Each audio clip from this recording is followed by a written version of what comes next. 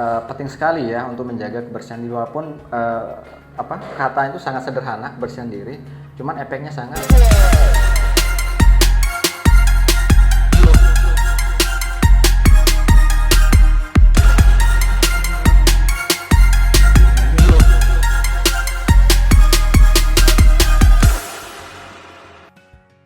Assalamualaikum warahmatullahi wabarakatuh. Kembali lagi bersama kami di Prima Podcast, portal informasi kesehatan masyarakat.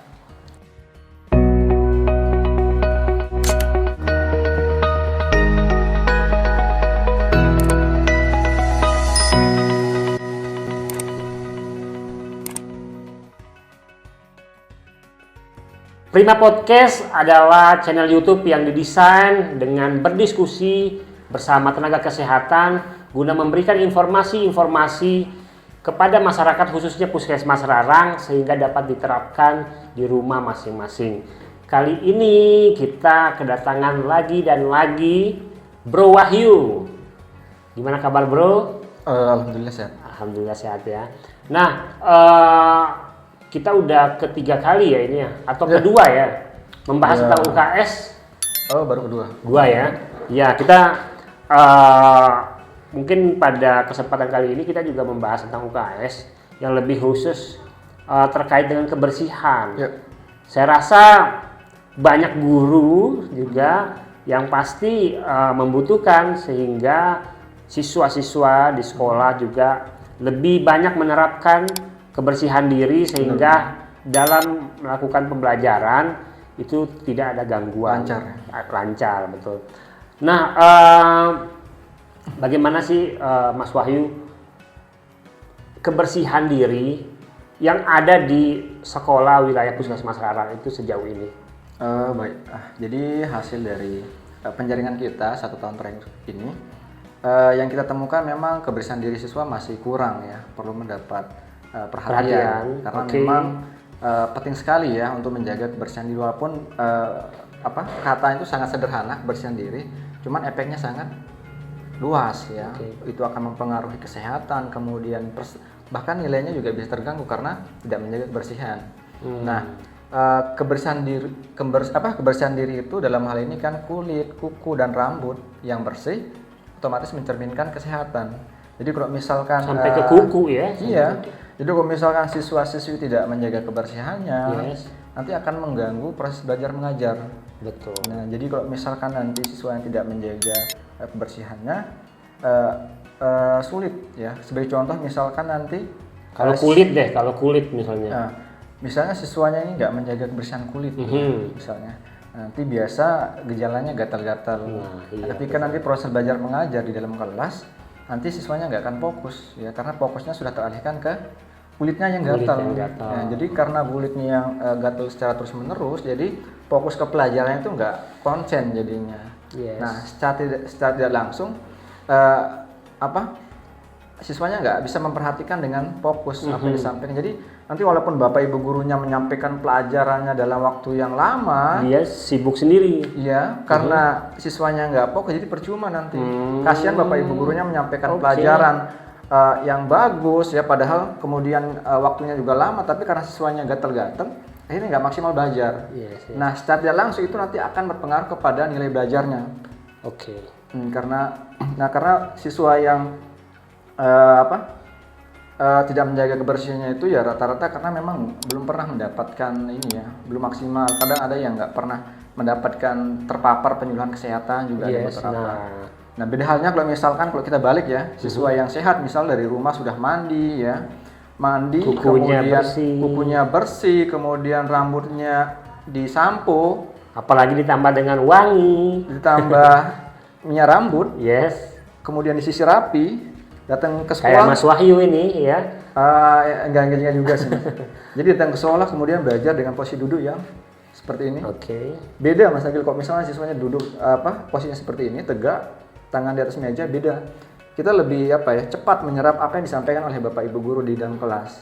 Beda halnya kalau siswanya ada yang kalau siswa kan kalau misalkan nggak mandi ya, pertama di dalam kelas biasa ngantuk, kemudian yang nggak fokus, konsentrasi pun terganggu. Ya, jadi otomatis nggak akan Betul. tersampaikan ya apa yang disampaikan oleh Bapak Ibu guru. Nah itu jadi ada pembahasannya sendiri jadi Mas Igil. Ada siswa yang sehat sama siswa yang bugar. Oh gitu. Nah jadi siswa yang sehat belum tentu bugar. Siswa yang bugar, bentar. Siswa yang sehat belum tentu bugar. tapi siswa yang bugar sudah pasti sehat. Oke. Nah jadi kalau misalnya siswa yang sehat, kayak Mas Agil misalnya sehat tapi belum tentu bugar. Nah, gimana cara kita salah satu mengetahui apakah dia bugar atau enggak? Biasa dari fisik aja bisa dilihat dari cara duduknya. Oh, nah kalau gini? Bugar kayaknya. Oh, bugarnya Masya Allah, oke. Bugar, kenapa? Karena siswa yang nggak bugar itu biasa dia sehat tapi tidak bugar. Contohnya di kelas biasa yang duduk paling belakang, duduk paling belakang. Kalau Pak Guru menyampaikan dia tidur. Karena nggak ini ya, nggak apa ya? Mungkin dalam kondisi fisik dia sehat, cuma dari segi misalnya dia lemas. Nah itu dia sehat tapi tidak bugar. Oh, jadi itu maksudnya ya. Dan kemudian juga dampaknya nggak aktif ya, nggak aktif bertanya di kelas. Jadi dia Ketika disuruh maju ke depan nanti dia nggak bisa nggak menjawab. mau, ya karena dia kesannya itu pasif. Nah, Oke. jadi pentingnya juga menjaga kebugaran. Ya bedanya kalau misalnya siswanya sehat dan bugar. Yes. Makanya kalau saya ke sekolah itu biasa tanya, adik-adik mau jadi siswa yang sehat atau siswa yang bugar? Tapi kalau siswa yang nggak pernah Belum mendapatkan terpapar dari penyuluhan, misalnya yang kelas 1 ya, yang ajaran baru, Iya. itu belum tahu, biasa mau siswa yang sehat Sehat. daripada bugar. Padahal kalau bugar itu udah mencakup sehat juga. itu. Nah, jadi Oke. seperti itu. Nah, kemudian dampaknya ya kalau misalkan Nah, iya benar. Dampaknya kepada tidak menjaga kebersihan diri itu kebersihan. nanti akan menimbulkan berbagai macam penyakit ya, seperti penyakit kulit, kutu rambut, dermatitis, dan itu gejalanya gatal-gatal Mas Agil seperti tadi. Oh, yang kulit ini. Nah, seperti itu. Jadi kalau misalkan dan ada beberapa penyakit kulit yang memang menular kayak jamur, kemudian skabis itu rawan untuk menular. Nah, pentingnya jadi kalau misalnya kita sudah papar dengan penyuluhan kesehatan, Yes. jadi siswa-siswinya itu nanti paham. Nanti setelah mendapatkan penyuluhan dari petugas UKAS biasa datang ke puskesmas. Karena yang sejauh ini siswa-siswi yang nggak pernah dapat penyuluhan biasa walaupun penyakit kulit seperti jamur atau skabis itu dia diamin aja selama berminggu-minggu. Dan itu bahkan buat teman-temannya yang tertular jadinya nanti. Iya benar. Karena kalau yang namanya anak apalagi yang masih SD MI ya, tidak bisa menjaga kontak. Betul, main bersama, belajar bersama. Jadi seperti itu Mas. Jadi pentingnya sekali untuk menjaga kebersihan diri di sekolah. Karena memang dan cara sederhana Pak untuk menjaga kebersihan diri itu adalah saking menggebu-gebunya Mas Wahyu mendukung meja. Jadi iya karena ini penting sekali untuk disampaikan ya. Iya, betul. Semoga Bapak Ibu guru juga nonton di rumah nanti. Harapan kita seperti Iya, itu. karena kita juga terintegrasi dengan sekolah. Betul. Apalagi saya juga alhamdulillah udah mulai akrab sama semua guru, kemudian kepala sekolah di wilayah hubungan emosionalnya itu sudah dapat alhamdulillah, ya. bahkan saya batas sekali keadaan di sekolah. Kadang kita kita bahas lain-lain, kadang nyaman sekali sama Bapak Ibu guru. Karena memang gini Mas Wahyu, ketika kita menyampaikan sesuatu, entah itu penyuluhan, entah itu advokasi, memang sambil santai, terus ngobrol, tidak langsung to the point, ngobrol dulu, cari celahnya, tanya kabarnya, ambil hatinya, justru itu yang lebih masuk. Dan ini diterapkan oleh Mas Wahyu. Iya, jadi saya juga menggunakan metode itu Mas Agil. Jadi ketika saya datang itu awalnya saya tanya yang lain, ternyata memang nyambung. Yes. Setelah nyambung ternyata wah enak. Ayo Pak, kapan datang lagi ke sekolah katanya. Ada beberapa kepala sekolah yang memang yang seperti itu. Oke. Kayaknya kayak antusias sekali kedatangan kita. Nah, jadi seperti itu. Nah, kita kembali ke laptop. Tadi ya. Tadi kan terkait dengan Udah sampai mana tadi Mas Agil? Tadi sebab. Tadi kan penyebabnya tuh, ya kan? Dampaknya sudah. Nah, sekarang mungkin guru-guru di rumah. Oh, ini tadi lanjutin dikit ya. Iya.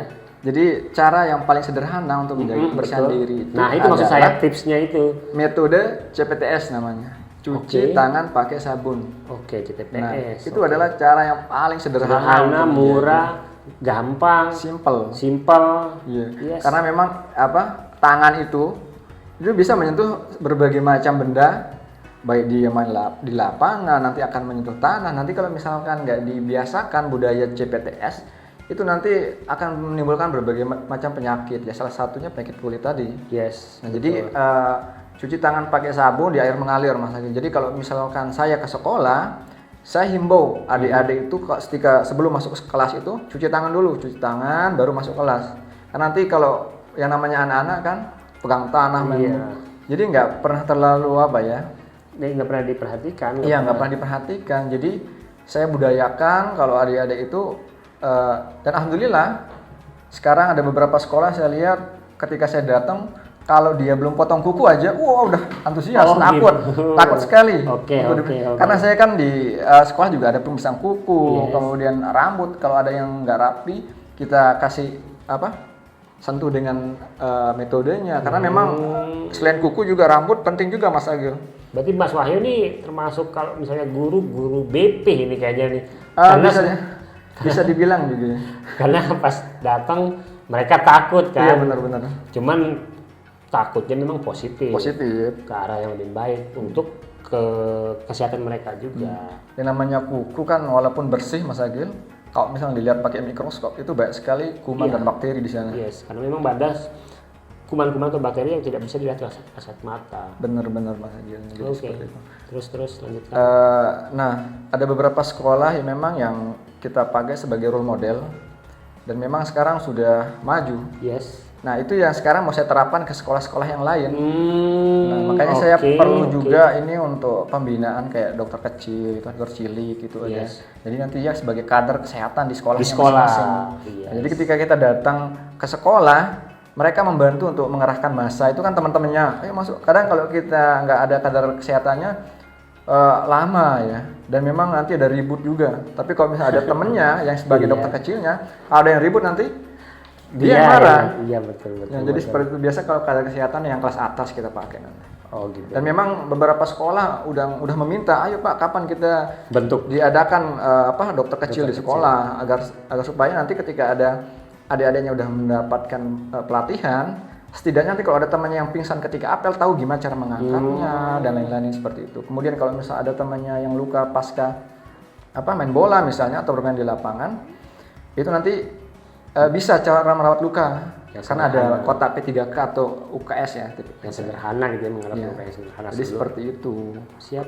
Nah kemudian yang selain itu juga terkait ini tadi kebersihan sudah, dokter kecil ada 3 momen mencuci tangan yang perlu kita sampaikan. 3 momen cuci tangan, 3 momen mencuci tangan di sekolah ya ini ya, di sekolah. Dan itu tetap saya tanyakan ketika saya turun ke sekolah. Jadi kalau misalnya ada yang nggak apa itu rasanya malu. Karena itu sangat simpel dan kita lakukan sebenarnya tiap hari. Jadi 3 momen mencuci tangan itu. Apa aja itu Mas Wahyu? Salah satunya cuci tangan. Kira-kira kalau Mas Agil apa ya? Saat setelah beraktivitas. Benar, itu yang ketiga, poin ketiga. Jadi yang pertama itu cuci tangan tadi setelah bermain di lapangan kan kalau ada anak. Kemudian setelah makan dan sebelum dan setelah makan.